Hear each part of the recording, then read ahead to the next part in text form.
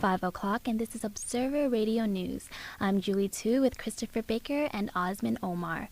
In the weather, it's a cool 14 degrees among the sunny skies outside our East York studios. Now, here are the headlines. A Toronto high school was in lockdown after police heard gunshots this afternoon. Raptors keep their playoff hopes alive, and the latest on 30th Annual Genie Awards. Now, to our top story. In breaking news, a Toronto high school was in lockdown this afternoon after police heard gunshots. Police were on Bond Road at about 1 p.m. when they heard 2 gunshots near the school. According to the Star, police immediately put Bond Road Academy on lockdown. Arlington Public School was also locked down as tracking dogs were called in. Police found 2 shell casings on Atlas Avenue, a block away from the high school. Sergeant Travis Wynn said no firearm was recovered and no injuries are yet reported. Wynn also said that investigators believe the shots are unrelated to the school. According to the Toronto Star, 3 men were detained. There has been much speculation over the decline in journalism jobs for students arriving straight out of school. 2 Toronto Star reporters willingly share their career experiences with those who fear a lack of job opportunities will prevent them from achieving their goals.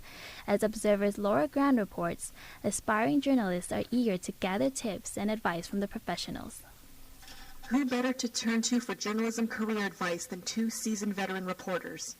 Rob Salem has 33 years of experience in the journalism industry. As the television critic for the Toronto Star, he is full of experience and amusing anecdotes.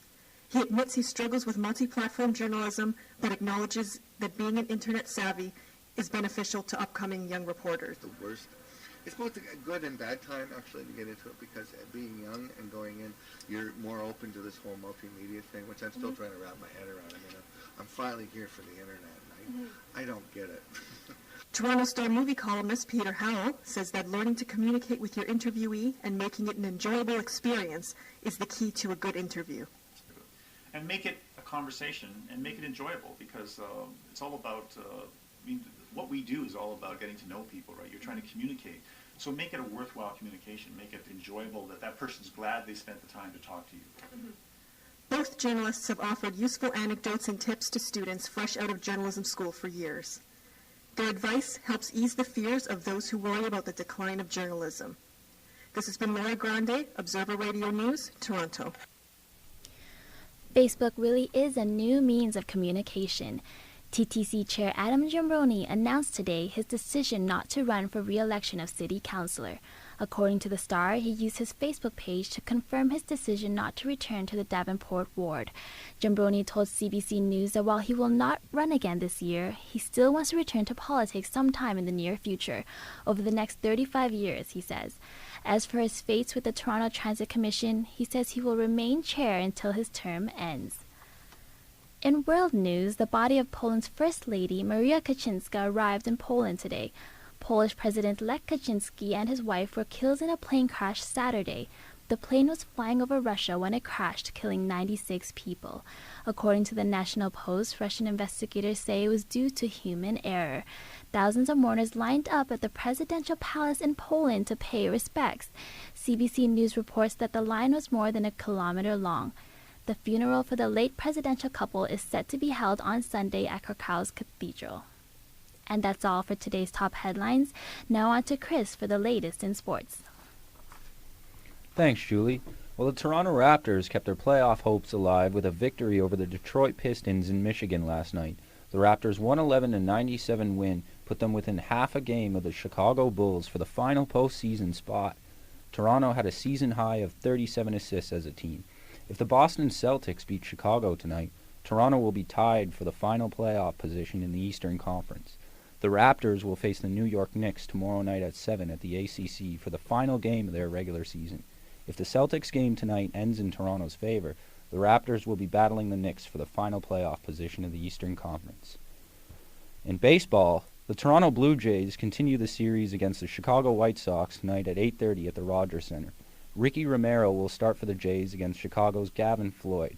A sold-out crowd packed the Rogers Center yesterday for the Blue Jays' home opener against the Chicago White Sox. The Jays dominated the start of that game, but threw the lead by the 11th inning.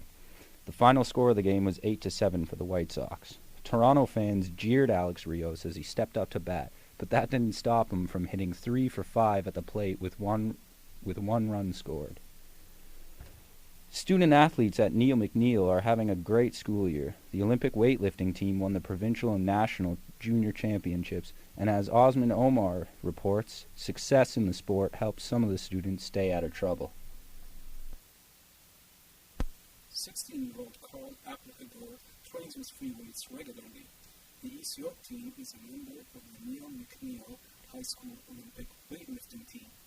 The sport was introduced to the school just 3 years ago, and most members of the current team have been training for only a year. During this short period, they've met great success, winning the junior championships at the provincial and national levels. Applicador said the sport helped him stay out of trouble. At the end of the day, if I'm having a bad day, I can just come to the sport and let out, just work out, get all that anger out of the inside. Hani Kanama is the coach of the weightlifting team and has been involved in the sport for 28 years. He says programs such as this should be introduced to more schools across the city. I'm a big fan of the sports. Also, I practice the sport myself. I've been weightlifting for a long time. And it's a great sport. We want to keep it alive, get it bigger. And the best way to do it for the high schools. And, by doing that, we're helping some kids, to get involved with the sport and get their head straight also. Stay in school and stay in the sports. Ozman Omar, Observer Radio News, Toronto. In hockey news, the Toronto Maple Leafs and 13 other non-playoff teams in the NHL will have their spots in the draft determined today. The NHL entry draft takes place tonight at 8:30 on TSN. Teams will have their order determined in the June contest, which puts the league's prospect up for grabs. Taylor Hall of the Windsor Spitfires and Tyler Seguin of the Plymouth Whalers are believed to be the most desirable picks. The Toronto Maple Leafs' first-round pick automatically goes to the Boston Bruins as part of the Phil Kessel trade last September. And before we go over to Ozman Omar with the entertainment you crave, a word from our sponsor.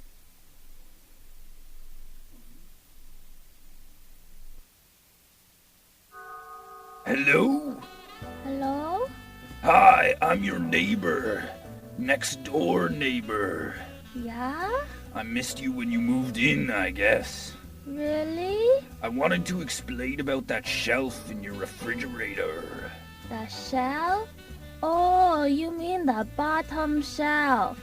The one with the whole case of molten golden? Boy, what a great surprise that was moving in. It was my Molson Golden. My Molson Golden. Your molten golden? Oh yeah, I had an arrangement with the person who lived here before you. Oh, yeah? I sort of rented one shelf in her fridge. You don't have a refrigerator? Yeah, I'm a photographer. Mine's full of film, and I need some place to keep my Molson Golden. Oh, yeah, I see. Cool, clear, smooth. I'm sure you understand. Oh, yeah, I love it. It was terrific. It was terrific. Uh-huh. What do you mean, was? Molson Golden, from North America's oldest brewer of beer and ale, #1 import from Canada. Molson makes it golden. It really was a shame you missed the party. I feel like I was there in spirit. The 30th Annual Genie Awards took place last night in the Government Coolhouse Entertainment Complex in Toronto. The film Polytechnique swept the ceremonies. It was nominated for 11 Genies and took home 9, including Best Motion Picture. Polytechnique is a reenactment of the December 6, 1989, when gunman Marc Lépine shot and killed 14 women at École Polytechnique in Montreal. Denis Villeneuve directed the film. Toronto will be the first stop for former Pink Floyd frontman Roger Waters. Waters will kick off a solo world tour on September 15th at the Air Canada Centre to celebrate the classic album The Wall.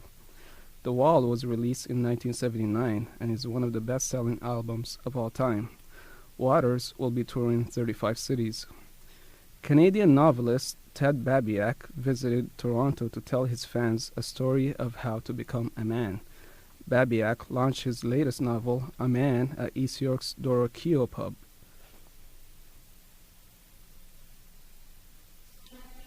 brother has his tragedies, he has to leave himself. And I think that is when you become a man, is when you start doing good things for other people. Babiak says his book encourages readers to put the needs of others before their own. And that's entertainment. Now back to Julie. Thanks, Osmond. That's the latest in news for now. You can find more news online at torontoobserver.ca. I'm Julie Tu. On behalf of all of us here at Observer Radio News, thanks for listening and have a great evening.